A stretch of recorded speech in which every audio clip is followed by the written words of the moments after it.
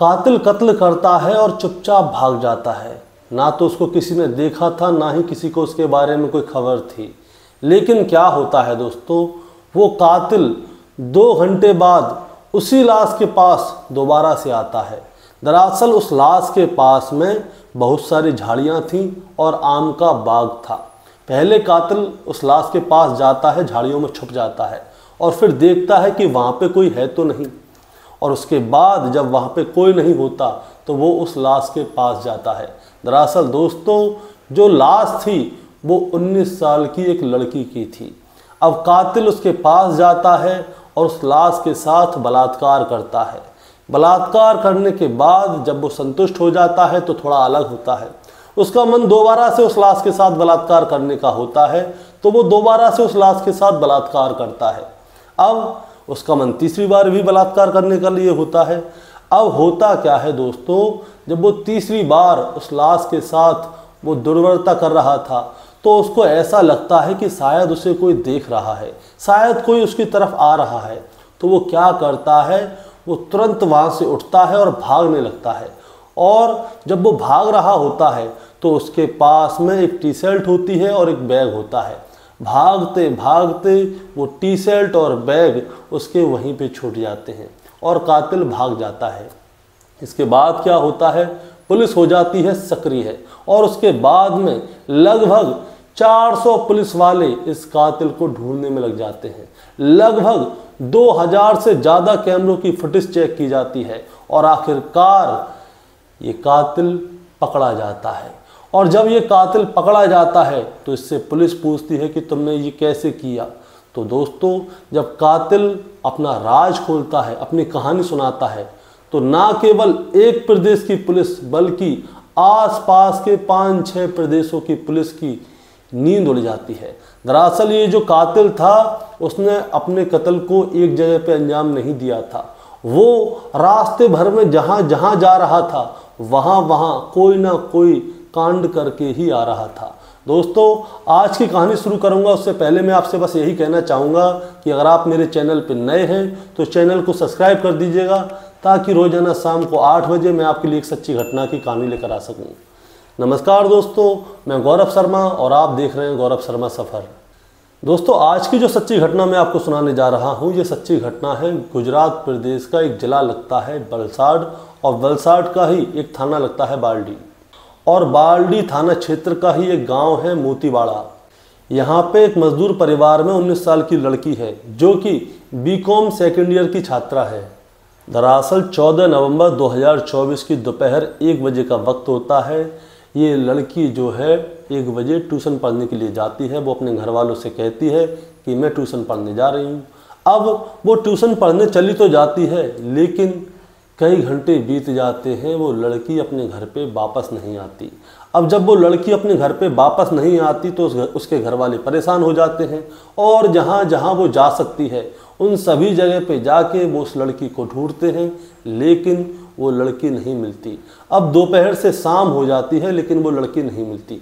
अब क्या होता है दोस्तों, जो घर वाले होते हैं, जो नज़दीकी पुलिस स्टेशन है बाल्डी, वहाँ पे जाते हैं और वहाँ पे जाके रिपोर्ट लिखाते हैं अपनी बेटी की मिसिंग की, कि हमारी बेटी दोपहर 1 बजे की गई है कोचिंग, लेकिन वो अभी तक घर पे वापस नहीं आई। अब पुलिस वाले भी इस मामले को सख्ताई से लेते हैं। अब वो इससे पूछते हैं कि आपकी बेटी का नाम, पता, फ़ोन नंबर और फ़ोटो, ये सारी चीज़ यहाँ पे जमा करा दीजिए और वो कहाँ कहाँ जा सकती है। दरअसल वो लड़की जहाँ जहाँ जा सकती थी, पुलिस ने उन सभी जगह पे उस लड़की को ढूंढा, लेकिन वो लड़की नहीं मिली। अब उस लड़की के फ़ोन पे फ़ोन करते हैं पुलिस वाले, लेकिन उस लड़की का जो फ़ोन नंबर होता है वो स्विच ऑफ होता है। अब दोस्तों, पुलिस वाले क्या करते हैं, वो एक टीम गठित करते हैं और टीम गठित करने के बाद जो जितने भी रास्ते में सीसीटीवी कैमरे होते हैं उन सभी की सीसीटीवी फुटेज को खंगालती है। दरअसल उदयवाड़ा रेलवे स्टेशन से वो लड़की अपने घर की तरफ तो आ रही है, लेकिन रास्ते में ही वो लड़की गायब हो जाती है। अब दोस्तों, पुलिस वाले क्या करते हैं, पूरे रास्ते में जितने भी सीसीटीवी कैमरे होते हैं अब उन सभी को तलाशते हैं कि उनमें क्या पता उस लड़की का कोई क्लू मिल जाए। अब होता क्या है, पुलिस ने इसमें कई टीम बना दी थी, चाहे CFSL हो, चाहे डॉग स्क्वाड हो, सादा टीम है, बहुत सारी टीमें बना दी थी। अब होता क्या है, पुलिस गांव में चप्पे चप्पे पे दिख रही थी कि वो लड़की कहाँ है। तो होता क्या है, अम्बावाड़ी में क्या है, आम के बाग हैं। अब पुलिस अम्बावाड़ी में आम के बागों की तरफ जाती है कि कहीं ऐसा तो नहीं ये लड़की इधर आई हो। और जब आम के बागों में तलाश किया जाता है तो दोस्तों उस 19 साल की लड़की की लाश पाई जाती है, जो कि बीकॉम सेकेंड ईयर की छात्रा थी। अब दोस्तों उस लड़की की लाश को कस्टडी में लिया जाता है, उसके बाद उसे पोस्टमार्टम के लिए भेजा जाता है। जब पोस्टमार्टम की रिपोर्ट आती है तो पता चलता है कि इस लड़की के साथ बलात्कार किया गया है, हत्या करने के बाद भी और हत्या करने से पहले भी, और इस लड़की का गला दबा के इसकी हत्या की गई है। दरअसल इस लड़की को वहाँ से किडनैप करके यहाँ पे लाया गया था, फिर इसके साथ मारपीट की गई थी, फिर इसके साथ बलात्कार किया गया था और उसके बाद इसकी हत्या की गई थी, और फिर इसके बाद इसके साथ दोबारा से बलात्कार किया गया था। अब पुलिस के लिए ये सवाल बन चुका था कि आखिर ऐसा किया तो किसने किया। अब दोस्तों होता क्या है, पुलिस जहाँ पे इस लड़की की लाश मिलती है वहाँ पे आसपास के सारे एरिया को अच्छी तरह से जांचती है, खंगालती है। तो पुलिस को वहाँ पे एक टी शर्ट मिलती है और एक बैग मिलता है। अब पुलिस के पास सिर्फ एक टी शर्ट है और एक बैग है। अब पुलिस उसी को लेके अम्बावाड़ी के आसपास जितना भी एरिया था, गांव था, बाजार था, शहर था, बस स्टैंड थे, सब जगह पे जाके उस टी शर्ट को दिखाते हैं और बैग को दिखाते हैं, और जिसके ऊपर पुलिस को शक था उन सभी को हिरासत में लेते हैं और उनसे पूछताछ की जाती है कि कहीं किसी ने इस लड़की के साथ ऐसा गलत तो नहीं किया। अब पुलिस दोस्तों लगभग 500 लोगों को गिरफ्तार करती है, उसके बाद उनसे पूछताछ करती है, उसके बाद छोड़ती हैं, लेकिन पुलिस के हाथ में कोई भी सुराग नहीं लगता। और अब दोस्तों होता क्या है, पुलिस का रुख होता है रेलवे स्टेशन की तरफ। अब पुलिस वाले रेलवे स्टेशन पे जाते हैं, वहाँ पे जांच पड़ताल करते हैं और जितने भी सीसीटीवी कैमरे हैं उन सबकी फुटेज निकाली जाती है। अब उनकी फुटेज जब निकाली जाती है तो पता चलता है कि एक लड़का होता है जिसके पास ऐसा ही बैग था और उसने ऐसी ही टी शर्ट पहनी हुई थी। तो पुलिस वाले उसके उस फोटो को निकलवा लेते हैं और आसपास के सारे एरियाओं में दिखाते हैं कि कोई इस लड़के को जानता है, क्या ये लड़का यहाँ पे आया था, लेकिन पुलिस को कोई भी उस लड़के के बारे में सुराग नहीं मिलता। अब दोस्तों पुलिस जितनी मेहनत हो सकती थी उतनी कर रही थी, लेकिन उसके बाद में क्या होता है, पुलिस मुखबिर लगा देती है। पुलिस जगह जगह पे अपने मुखबिर लगा देती है कि इस लड़के के बारे में कोई तो जांच पड़ताल निकले। लेकिन एक दिन क्या होता है, पुलिस को एक लीड मिलती है जिसमें पता चलता है कि इस लड़के का नाम राहुल सिंह जाट है, जिसकी उम्र 30 साल है, और इसके बाप का नाम करमवीर है, और इसका बाप कई साल पहले मर चुका है। और दोस्तों ये रहने वाला है हरियाणा के रोहतक का, और रोहतक में गांव लगता है मोहरा, ये मोहरा का रहने वाला है। अब दोस्तों होता क्या है, पुलिस हरियाणा के रोहतक उसके गांव में पहुंच जाती है और उसके बारे में जांच पड़ताल करते हैं पुलिस वाले। तो पता चलता है दोस्तों ये जो लड़का है, जब वो 5 साल का था ना, तभी से वो स्कूल में चोरी करने लग जाता है। इसके साथ में इसके कुछ दोस्त भी होते हैं, ये अपने दोस्तों के साथ ज़्यादातर साइकिलें चुराया करता था। अब धीरे धीरे करके ये बड़ा होता है तो गांव में और भी चोरी के वारदातों को अंजाम देता है। और क्या करता था दोस्तों, मैं आपको बताना चाहूँगा, ये रास्ते में ट्रकों में लिफ्ट लिया करता था और उसके बाद उन ट्रकों में से सामान चुरा लिया करता था, और जो ढाबों के पास में जो ट्रक खड़े होते हैं चुपचाप जाता था अपने दोस्तों के साथ और वहाँ से उन ट्रकों में से भी सामान चुरा लिया करता था। ये लड़का विकलांग था। अब ये ड्राइवर बनना चाहता था, लेकिन ये ड्राइवर इसलिए नहीं बन पाया क्योंकि ये विकलांग था। अब दोस्तों होता क्या है, ये था विकलांग, इसका सपना था ड्राइवर बनने का, ये बन नहीं पाया, लेकिन इसके पास में इसका विकलांग का सर्टिफिकेट था और उसके बाद में इसको मिल गई थी छूट। दरअसल बताते हैं कि भारत सरकार की तरफ से विकलांगों को ट्रेन में फ्री सफ़र करने की सुविधा होती है। तो ये क्या करता था, जो विकलांग कोटा वाला एक डिब्बा होता है उसमें जाके बैठ जाता था और उसी में बैठ के पूरे भारत में घुमा करता था, और उस विकलांग वाले डिब्बे में बैठ के ही ये अपने कांड जो होते थे उनको अंजाम दिया करता था। अब दोस्तों मैं आपको एक और बात बताऊंगा, जब ये चोरी चकारी किया करता था तो इसके घर वालों के पास रोजाना शिकायतें आती थीं।